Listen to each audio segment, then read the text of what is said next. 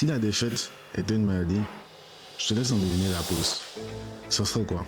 La faute d'un bas de chance, la faute du gouvernement, la faute des autres, ou peut-être même la faute de l'algorithme. Tout ça, c'est que les symptômes. La vraie cause réside dans nos choix, dans tes choix.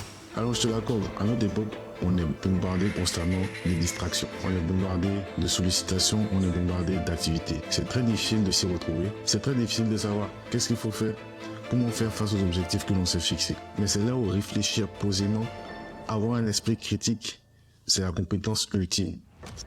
Alors, est-ce qu'il y a une formule pour réfléchir posément? Est-ce que c'est à la portée de tout le monde? La réponse est oui. Dans cette vidéo, je vais vous partager tout ce que je sais, tout ce que j'ai appris à ce sujet-là.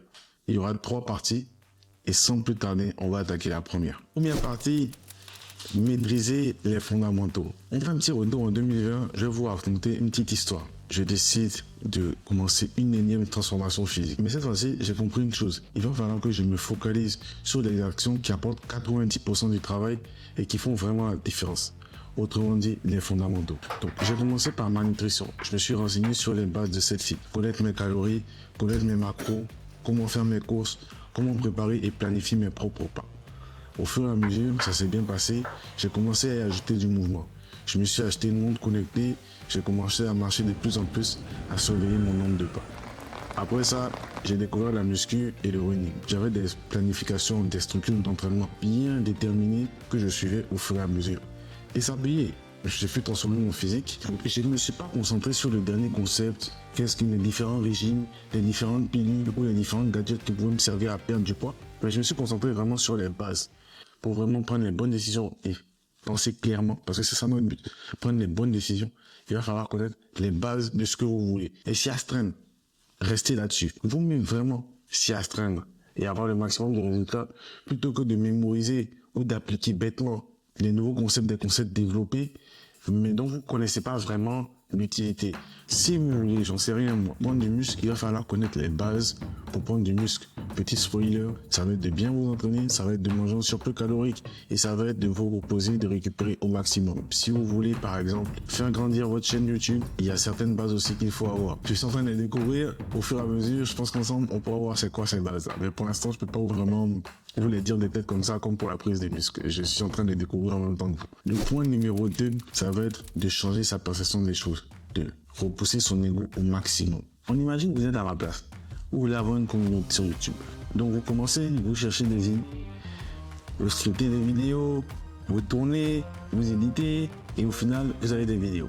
Vous les publiez, et vous pensez très vite arriver à ces 50 000 abonnés. Mais très vite, vous vous rendez compte que c'est plus difficile que ça. Ça demande vraiment du travail et de l'abnégation. Et vu que vous êtes vraiment attaché à ce but, vous commencez à vous frustrer en fait. Vous blâmez le manque d'équipement, vous blâmez l'algorithme, vous blâmez la terre entière et vous ne prenez pas le temps, ça peut paraître cliché, mais de savourer le processus. Vous ne prenez pas le temps de connaître vos erreurs, d'apprendre de vos erreurs et de développer vos compétences tout simplement. Comme on peut le prévoir, il y a de l'abandon. C'est ça en fait le paradoxe. Il faut pouvoir définir un objectif sans s'y accrocher. Parce que plus on sera accroché à cet objectif, moins on verra la vérité telle qu'elle. La vérité, pour l'exemple de YouTube, c'est qu'au départ, on est nul, tout simplement. On est nul, on ne sait pas parler dans la caméra, on n'est pas à l'aise, on n'a pas les meilleures idées, on n'a pas la meilleure manière de s'exprimer face à la caméra.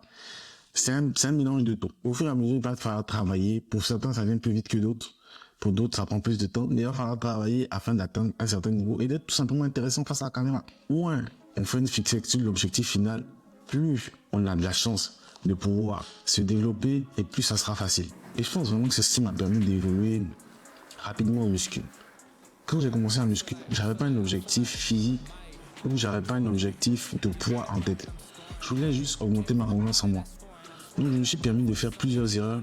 J'ai fait des séances bizarres, j'avais 10 000 exercices, j'avais des structures qui n'avaient ni queue ni tête. Je répétais au fur et à mesure, j'apprenais mes erreurs, j'ai compris ce qui fonctionnait, ce qui ne fonctionnait pas, sur quoi est-ce que je devais me concentrer.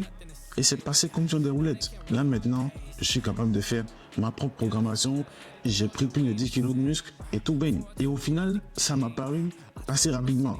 On est sur une aventure de 2 ans. Mais ça m'a paru passer rapidement. Le second point, c'est vraiment d'avoir la bonne perspective, d'adopter la bonne perspective, de chasser au maximum votre ego, c'est-à-dire de vous détacher au maximum de ce que vous voulez. du but final, pour vraiment voir la vérité telle qu'elle, savoir où est-ce que vous pouvez vous améliorer, ce dont vous avez besoin pour vous améliorer, et de l'appliquer tout simplement avec patience et répétition.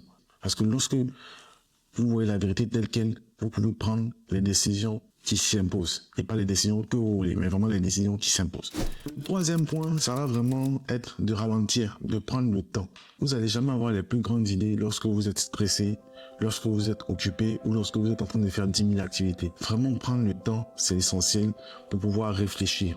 Parce qu'il faut vraiment réfléchir pour pouvoir prendre ces bonnes décisions. Et si vous n'avez pas le temps, si vous ne créez pas ce moment-là, vous n'allez pas être capable de penser clairement. Donc créer ce moment-là, c'est primordial. Moi, ce que j'aime bien faire, c'est de la méditation, mais en bougeant. D'aller faire un run ou de marcher. C'est les deux activités qui fonctionnent vraiment pour moi. Et pendant ce temps-là, il y a une question que je me pose et qui est vraiment une astuce. Ça va être, si je devais refaire ma journée, qu'est-ce que je changerais ou qu'est-ce que j'améliorerais? Sur quel point est-ce que je m'améliorerais? Et là, subitement, vous faites un travail d'introspection. Vous pouvez voir les points qui sont améliorés. Vous pouvez voir les domaines que vous voulez attaquer, les domaines que vous voulez laisser de côté. Et tout s'éclaire comme par magie. Puis ça peut être ce que vous voulez, mais il faut vraiment prendre ce temps de recul-là pour pouvoir ajuster, pour pouvoir analyser, pour pouvoir planifier et pour pouvoir faire un planning qui va nous permettre d'arriver à nos objectifs. Voilà les 3 phases qui sont essentielles pour penser correctement et prendre les bonnes décisions au quotidien. La première phase, ça va être de connaître les fondamentaux du domaine ou de l'objectif que vous souhaitez atteindre. Ensuite, ça va être d'améliorer sa perception, de toujours prendre les choses telles qu'elles sont et de se détacher vraiment du but final. Et enfin, la dernière partie, ça va être de créer cet espace-temps qui est nécessaire à la réflexion pour pouvoir évaluer et ajuster ce qui est ajusté et évaluer tout simplement, histoire de corriger les erreurs, histoire de revenir plus fort et histoire de tout casser. Comme je vous l'ai dit, c'est ce que j'ai appris, c'est ce que j'essaie de mettre en place et je suis totalement ravi de partager avec vous. Si vous avez d'autres techniques, moi je suis open, vous pouvez me le dire dans les commentaires. J'ai hâte de lire tout ça. Pour l'instant, je vous souhaite une bonne journée ou une bonne soirée. Ça dépend du moment où vous regardez cette vidéo. Et tout ce que je vous souhaite, c'est d'atteindre l'excellence.